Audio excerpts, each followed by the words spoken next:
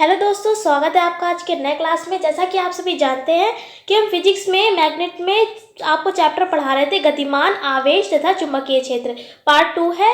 तो देखिए, पिछले क्लास में हमने आपको काफ़ी सारी चीज़ें बता दी थी, जैसे कि हमने आपको प्राकृतिक चुंबक के बारे में बताया था, कृत्रिम चुंबक के बारे में बताया था, उसके गुण बताए थे, और धारावाही परिनालिका भी हमने आपको बता दिया था। तो चलिए आज स्टार्ट करते हैं। उसके आगे चैप्टर आपको पढ़ाएंगे, उसके आगे हम आपको पढ़ाएंगे चुंबकीय क्षेत्र। ओके, तो अब आगे चैप्टर में आप हेडिंग डालेंगे चुंबकीय क्षेत्र। जो लास्ट हेडिंग आपने डाली होगी धारावाही परिनालिका, उसके बाद आप हेडिंग क्या डालेंगे? चुंबकीय क्षेत्र। अब ये चुंबकीय क्षेत्र क्या होता है? देखिए, चुंबक का मतलब आपको पता ही होगा मैग्नेट, और क्षेत्र का मतलब क्या होता है? फील्ड। यानी कि इसका कहने का मतलब है मैग्नेट फील्ड। मैग्नेट फील्ड का मतलब वह क्षेत्र, यानी जो चुंबक होगी उसके चारों ओर का वो क्षेत्र जहां पर जो चुंबक का अनुभव किया जा सके।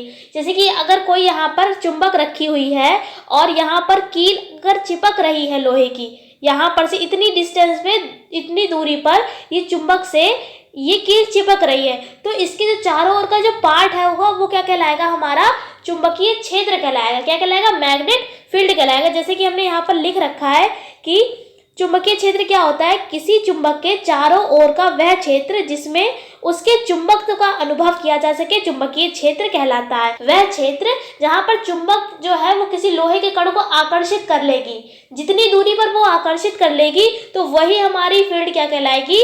मैग्नेट फील्ड कहलाएगी। अब आप चुंबकीय क्षेत्र के बाद हेडिंग डालेंगे चुंबकीय बल रेखाएं। इसमें आपको बता देते हैं क्या लिखा है, उसके बाद आपको समझाते हैं। यहाँ पर लिखा है, ये एक प्रकार की काल्पनिक रेखाएं होती हैं जो चुंबक के चुंबकत्व का लगातार प्रदर्शन करती रहती हैं। उसके बाद इसके गुण लिखे हैं, ये सदैव उत्तरी ध्रुव से निकलकर दक्षिणी ध्रुव पर समाप्त होती है, अतः ये बंद वक्र बनाती हैं। उसके बाद दूसरा पॉइंट दे रखा है हमको कि दो चुंबकीय बल रेखाएं कभी एक दूसरे को नहीं काटती, क्योंकि यदि ये काटेंगी तो इनके कटान बिंदु पर चुंबकीय क्षेत्र की दो दिशाएं हो जाएंगी, जो कि असंभव है। अब इसका एक पॉइंट और बचा है, तीसरा, वो भी देख लीजिए क्या है। तीसरा है हमारा, चुंबकीय बल रेखाएं ध्रुवों पर पास पास जबकि बीच में दूर दूर होती हैं, इसलिए ध्रुवों पर चुंबकत्व का मान अधिक और बीच में कम होता है। अब अगर हम इसको अच्छे आपको शुरुआत से समझाएं कि ये चुंबकीय बल रेखाएं होती क्या हैं, तो यहाँ पर अगर आप ध्यान समझें तो देखिए, आपने कूलाम के नियम में भी पढ़ा होगा विद्युत बल रेखाएं, बिल्कुल सेम वैसे ही है, लेकिन वहाँ पे केवल इलेक्ट्रिक फील्ड की बात हो रही थी, तो वहाँ पर विद्युत को लिया था। लेकिन यहाँ पर क्या है? चुंबकीय बल रेखाएं। तो यहाँ पर हर चीज़ हम मैग्नेट के बारे में बात करेंगे। वहाँ पर इलेक्ट्रिक फील्ड थी तो इलेक्ट्रिक के बारे में हर चीज़ में बात करी थी, लेकिन यहाँ पर क्या है? मैग्नेट है, तो मैग्नेट के ही बारे में हम यहाँ पर चर्चा करेंगे। तो जैसे कि यहाँ पर दे रखा है कि चुंबकीय बल रेखाएं, जैसे कि अगर हम यहाँ पर कोई चुंबक बना दें इस तरीके से, तो वो क्या करेगी? वो लोहे के कणों को आकर्षित करे। कोई भी लोहे की, जैसे हमने कील टाइप की कुछ भी बना दे, वो लोहे के कणों को अपनी ओर आकर्षित करेगी। आकर्षित कैसे करेगी? ये जो रेखाएं होंगी, को रेखाओं बीच में जो रेखाएं होंगी वही तो आकर्षित करेंगी, रेखाओं के द्वारा तो वो आकर्षित करेगी। लेकिन ये रेखाएं हमें दिखती तो है नहीं।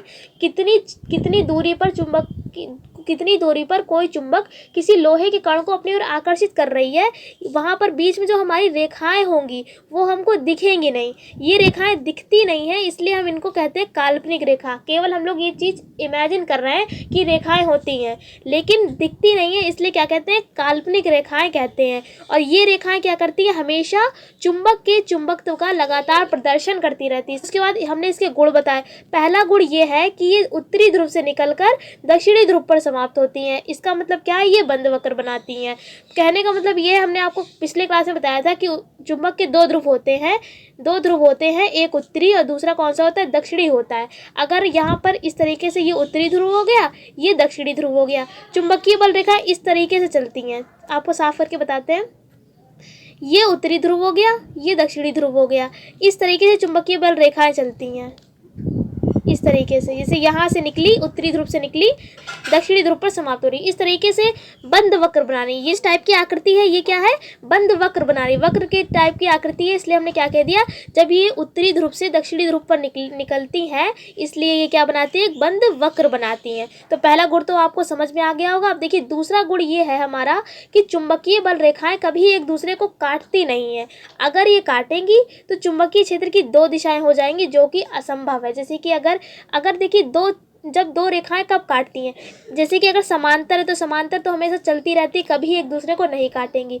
लेकिन बाय चांस अगर ये काटती हैं तो इसी तरीके से कोई भी रेखा है तो इसी तरीके से तो काटेगी, कोई भी रेखा है वो इसी तरीके से काटेगी या इस तरीके से काटेगी। काटने का मतलब है मतलब बीच में टच करेगी दूसरी रेखा को, वो टच करेगी। इसका मतलब है जब जैसे यहाँ पर इसने काट दिया इसको, तो देखिए यहाँ पर चुंबकीय क्षेत्र की दो दिशा होगी, एक इधर साइड में दिशा होगी, एक इधर साइड में दिशा होगी, यानी कि एक ऊर्ध्वाधर दिशा हो गई और एक क्षैतिज दिशा हो गई, दो दिशाएं हो गई। अगर ये काटेगी तो चुंबकीय क्षेत्र की दो दिशा हो जाएंगी, जो कि असंभव है, क्योंकि चुंबकीय क्षेत्र में कोई भी दिशाएं जो होती हैं वो केवल एक ही होती है, मतलब दो दिशाएं नहीं होती। ये नहीं है ऊर्ध्वाधर दिशा भी है और क्षैतिज दिशा भी है, ऐसा नहीं होता है, केवल दिशा एक होती है। इसलिए यहाँ पर हमने दूसरे गुण में साफ साफ ये लिख दिया है कि चुंबकीय बल रेखाएं कभी एक दूसरे को नहीं काटती। इसका मतलब है हमेशा सीधी चलेंगी, कभी इस तरीके से काटेंगी नहीं।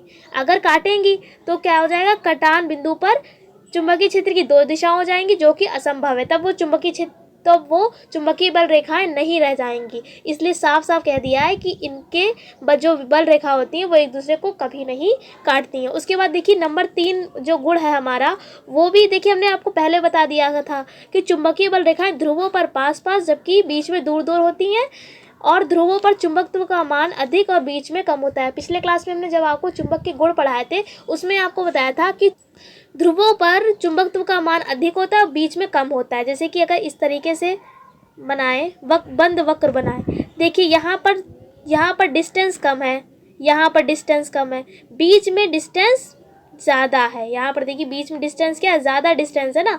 तो यहाँ पर जो ध्रुव का मतलब क्या होता है, किनारे होते हैं, तो ये किनारों पर जो है वो चुंबकत्व का मान अधिक होगा।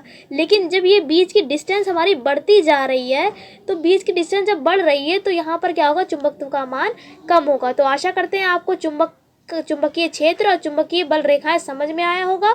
फिर मिलते हैं एक ऐसी क्लास के साथ, इस चैप्टर को और आगे बढ़ाएंगे। तब तक के लिए जय हिंद, जय भारत, वंदे मातरम।